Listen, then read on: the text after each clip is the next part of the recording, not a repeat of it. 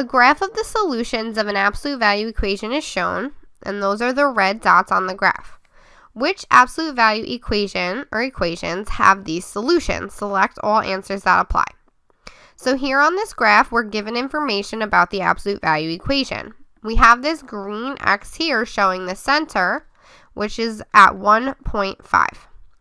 We then have our two solutions at 5 and -2, and we can look that they're a distance from the center of 1, 2, 3.5 units away. So we have a distance of 3.5 either to the right or to the left.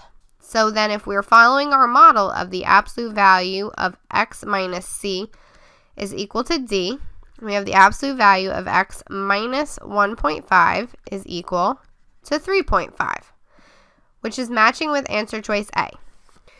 But we do have to check the other answer choices to see if there's any equivalent absolute values. We definitely know B and D are not equivalent because it equals to 1.5, not 3.5. So now we have to see if C and D are equivalent. Usually it's because we're factoring out a -1. If we factor out a -1, that will leave us with -x plus 1.5 is equal to 3.5. Then we can split the factors, so the absolute value of -1 is the same as the absolute value of -1 times the absolute value of -x plus 1.5 is equal to 3.5.